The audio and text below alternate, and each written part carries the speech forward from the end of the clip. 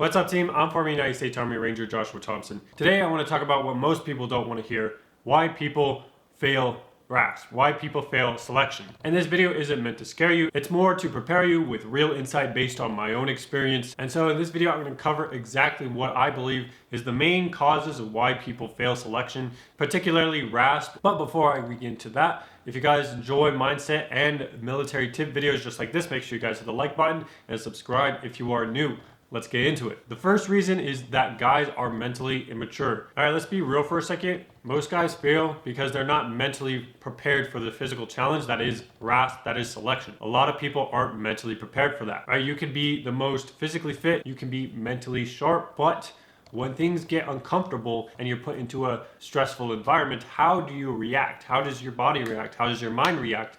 Do you fold under the pressure, or are you going to continue putting yourself and exposing yourself to the cooking? And so if you think it's just a physical test, I promise you it is not. Selection is going to test your composure under pressure. It's going to test your ability in a team dynamic, maybe even possibly your leadership. It's going to test your ability to be a team player while also standing out. If you have already been to RASP, you know that it pays to be a winner. You're going to be helping your teammates, but you're also helping yourself by completing tasks at the pace that you can conduct them in. So basically at your own pace. And if that pace is faster than others, you're going to get rewarded for that throughout selection, throughout RASP. And then finally, the willingness to suffer in silence, the willingness to being put into an uncomfortable environment and not complaining at all. Right? I've seen guys who can conduct 35-minute or below 5 miles and still get dropped because their attitude sucked, or they just couldn't handle the grind and just continuously put themselves in that uncomfortable environment and gave up on themselves. All right, the second biggest thing I see is that people's egos are out of this world. And it's funny because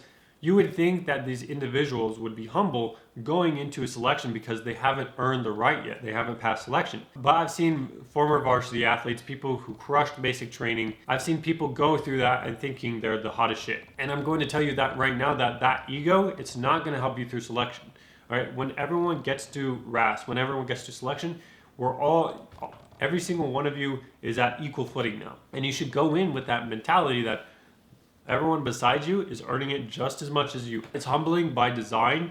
You are not going to be able to complete all the reps. You're not going to be able to do all the physical activities.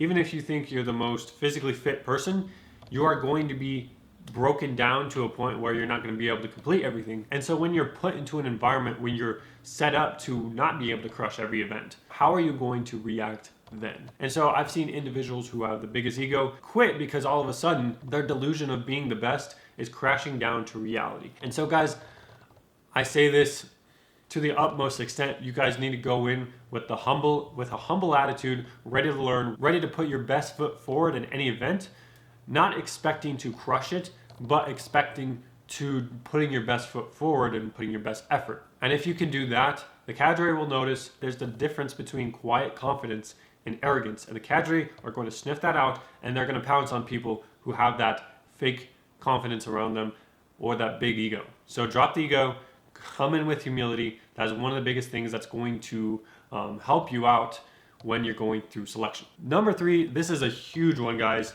is that most people don't train enough, or they're not even close to being physically prepared for RASP. And I'm not gonna lie, a lot of you who reach out to me through my DMs, and you reach out and you tell me your workout programs, you're telling me everything that you're doing for training. When you guys say you're only training once a day, 3 times a week, doing like 3 sets of max push-ups, I'm here to tell you, you're not doing nearly enough volume. If you guys want a reference of how much volume you guys need to do in order to be prepared for selection, check out some of my workout videos, and it goes over exactly the kind of volume you guys need to implement into your workouts in order to reach that kind of level of volume required in order to crush these selections. So go to those videos, check out how much volume I'm doing in comparison to what you guys are doing. If you guys cannot reach that volume yet, that's okay. You just train up your body so you can reach that level. Also, the type of training is very important.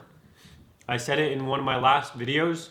If you guys are training specifically just lifting, that alone might hurt your chances. Eventually, you're going to need to implement some sort of cardiovascular activity because the 5 mile is a thing. Because at the end of the day, your bench press max isn't going to help you with the 12-mile ruck march. What is going to help you with 12-mile ruck marches is doing ruck marches, yes, improving your cardiovascular, but doing a mixture between lifting, running, and calisthenics. If you can get those 3 implemented into your daily routines, the way I did, you are going to crush selection. You need to find that happy balance. If you get to an extreme level, find that weight where you can perform at your maximum in all 3 categories. Get to a weight, for me it's around 170, 180, around there. That's where I can perform my maximum in terms of strength, calisthenics, and running. If you can find that perfect weight for you, you're going to absolutely crush selection. Additionally, if you guys aren't training out in cold, tough weather, like a bunch of rain, snow, whatever it is, if you guys are just avoiding that, I highly recommend implementing tough weather days into your training. The way that I did this is just doing my normal routine, going out on runs in the morning, but if it was raining that day, I wouldn't skip. I would continue to train because I know in a selection environment, I'm going to be exposed to those sort of things. So training in that environment gets me mentally prepared as well as physically. So training in tough environments, when it's raining, when it's snowing, when it's cold, when it's windy, whatever, training in those environments so that you guys can crush selection. Overall, to train properly, we're training at a high intensity. The way that I did it is that I trained with a lot of volume. So that means a long week split with very intense days throughout the week. Secondly, training in congruence to what your goal is. So in selection's case, you want to train for muscular endurance, you want to train for cardiovascular endurance as well as muscular endurance, as well as maintaining a good proper amount of strength. And then finally, you want to never skip the days where it's raining. You never want to skip the days where there's bad weather because you're going to encounter that in selection. So you might as well go out. Obviously, don't go out in a thunderstorm, use common sense, but you want to train in tough environments so that it gets you mentally prepared as well. All right, the next reason, number 4, it might sound small, but it is very important to know. And that is your why. Why are you going to selection? Why do you want to be in special operations? Why do you want to do this tough thing? And if that why isn't strong enough, you're going to quit. You're not going to complete selection, right? When you're 3 days in, no sleep, not very much food, you're tired, you're hungry, maybe you're wet and cold because it was raining, and it's still raining, and the cadre are screaming at you, your squad mates may not be getting along with you at the moment. When you're in that environment and your why isn't strong enough, you're going to struggle, or you're probably going to quit. And then people who do make it through that, their why is extremely strong. They have that fire in them. They do not fold under that pressure. And everyone's why is probably different and more personal to them. Overall, it just has to be bigger than the pain that you're feeling. And if it is bigger than that, then you probably won't quit. That why is going to get you through. For me personally, my why was my father was terminally ill at the time, and I wanted to show him I was going to be okay. That after he passed, he did a good job. And so that is the reason why I specifically told myself just to go straight through. And that's exactly what I did. Your guys' why doesn't have to be that significant, but it has to be significant enough to push you through. All right, and then the last reason is huge, guys. This is probably the number 1 reason why people quit, and it's because they self-select themselves out. These people quit before the cadre ever make a decision for them. They quit before any movement. They quit before any PT performance happens. And the reason why they do this is because they may not feel like they're physically prepared enough. They feel like they're not mentally prepared enough for the challenges ahead. They find out real quick that this environment is very stressful, it's very tough, and they've never been a part of an environment this stressful before.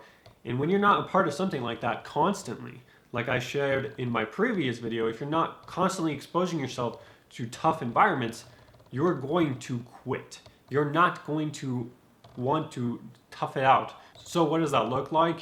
It's subtle at first. It's going to be a voice in your head. Maybe this isn't for me. I'm not feeling 100%. I'll come back when I'm more ready, right? Or I'm not ready right now. I'll come back when I'm more prepared. You see, when guys start negotiating with themselves, with the voice that they think is logical, what this actually is it's called backwards rationalization. And what they're doing is basically making a decision based on emotion. They're not comfortable with the situation they're in. They don't want to deal with it. And so their logical mind is going to logically explain to them why they shouldn't be in this environment. And so when the logical mind tells them that, they're going to start agreeing with it. Okay, yeah, I'm not prepared enough. Okay, I'll just come back when I'm more ready. And so when they get caught up in this backward rationalization, they feel comfortable making the decision of quitting. And a lot of these guys, physically capable. They were already physically there. They just weren't mentally there. And all it took was like one hard event, one run, one bad day, and they just go to the side of the sidewalk, one bad day, and they just go to the side steps and ask to quit. And I would say 30 to 50% of the attrition rate, this is where it comes from. It's not from people who tried and failed. It's from people who didn't make the attempt. They didn't make the attempt, and so they end up quitting. And so if you're not 100% sure this is what you want to do, if you're not all in at the beginning, it's going to show. You're going to get weeded out really quickly, and the pressure is going to expose that. So what you need to do is you need to have kind of a Rubicon moment. You need to have a burning the boats mentality where you can't have a retreat. You're all in or it's nothing. If there is a plan B, you're going to choose plan B because it's easier. So you need to have the mentality, burn the boats, no plan B. You're all in at the beginning. Otherwise, you're going to self-select yourself out. Yes, RASP is hard. It's very difficult. It's probably one of the physically most demanding things I've ever done in my entire life, but it's not impossible. Even if you can't do all the reps, they don't expect you to do that.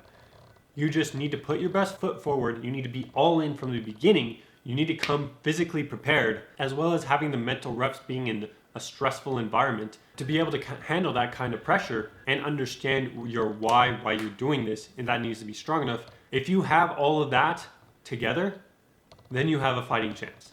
Then you will probably come in, and as long as you don't get injured, it's very likely that you get through. And that is the brutal truth of it all, guys. That is what it takes. As you can see, it's not very complicated. It's pretty simple. As long as you set yourself up, going through selection is a risk, but it's a calculated risk that you've mitigated through a bunch of reps, going to the gym, going on runs, going and putting yourself in stressful environments, and understanding why you're doing this all. And if you have all of that, you guys will be just fine. You're just gonna go. You can put your head down. RASP is one selection that you can just put your head down and go to work, and it's gonna pay off for you. Versus other schools, you'll probably have to use your head a little bit more. But RASP, just put your head down, put in that physical work, don't quit, and you'll be just fine. But anyways, guys, if you thought this video was helpful in any way, make sure you guys hit the like button and subscribe if you are new. If you guys thought I missed anything or would like to add your thoughts, comment down in the comment section. Thank you guys for watching, and I'll see you guys in the next one.